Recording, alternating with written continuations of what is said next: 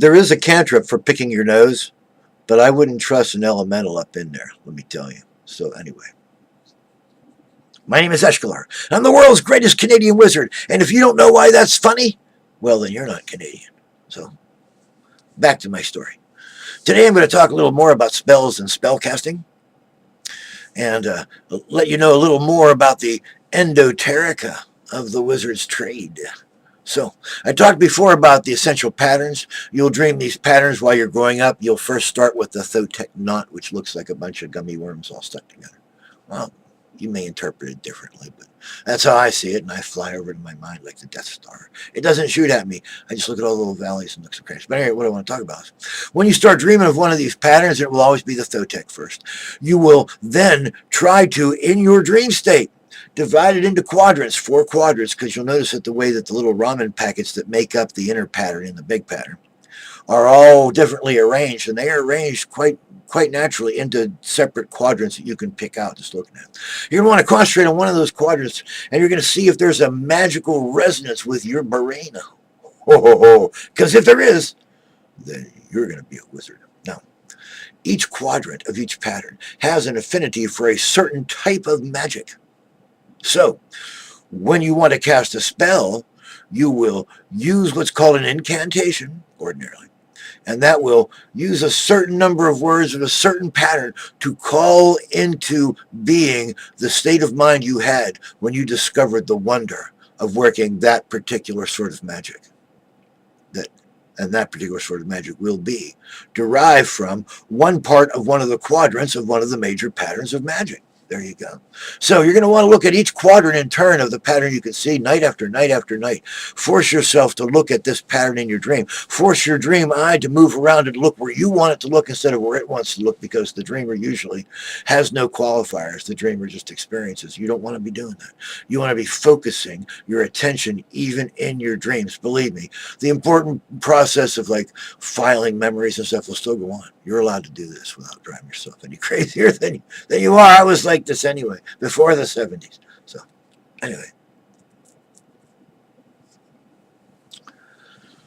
What'll happen is you'll be staring at one of the quadrants and you'll think like, whoa, that feels wet, that feels cold, that feels hard to detect, that feels something. You'll feel very easily, simply quantified feelings about one part of one quadrant. And you'll say, well, look at the way that pattern of the little ramen packet noodly things goes. That calls into my mind invisibility. And so you will create a mnemonic device of words, a pattern of words. Usually it's quantified by either one phrase, one syllable, or one word per spell level. And I don't want to go into why it's one or the other, but believe me, it'll be one of something to cast a first level spell, 2 of something to cast a second level spell, 3 of something to cast a third level spell. There are reasons for this, but this is a basic level of instruction. So I'm not going to go into the deepness parts yet. So now, once you find a resonance that you can master, because you will master it if you stare at it long enough. You'll stare at it and think like, well, that looks like, if I call this, that will call that back. Once you start getting to that stage, you'll be able to begin to carefully formulate spells. And you can be of good cheer, because most of the spells that you will be able to figure out for yourself from the basic pattern, the thotek knot, will be spells that every nascent wizard learns either on their own or through a trainer. Do not be afraid. You will not come up with some wonderful, fabulous, destructive spell that will turn your hamster into Godzilla or, well, really, Gojira or anything like that. Just so you know. Because if you could, I would have done it too. I'd be so famous. So anyway, and you're not. And that means you didn't. Okay. So once you have been able to quantify one particular part of one particular quadrant and attach a mnemonic device to it so that in your waking hours you can call up that piece of the pattern very strongly in your mind, you will be able to create magical effects in the real world using power derived and processed through you from the standing magical field. If the standing magical field isn't dense enough or isn't strong enough, you're not going to be able to produce magic. Or at least you won't be able to produce any kind of high-level magic, or the low-level magic that you can produce will take as much effort as if it was much higher level than it should be. See, that's So the standing magical field has to be fairly high in concentration and density. So you're going to want probably you're going to want 30,000 kells per cubic knuckle. That's about an inch, 2.5 centimeters. So a square or a cube, 2.5 centimeters on the side. We want about 30,000 kells per cubic knuckle. That's the standard density to be able to create spells of the levels that we're used to here. Where I used to live in the wizardly realms. So once you're in a standing magic field that's that powerful, and you are dreaming these dreams and you are quantifying them specifically into spells, each one discrete from the others and meant to produce a certain effect, when you cast the spells correctly, you will achieve an effect. When you do that, you are doing work in the real world. And if you talk to a physicist and can understand anything he says, that's usually before the beer.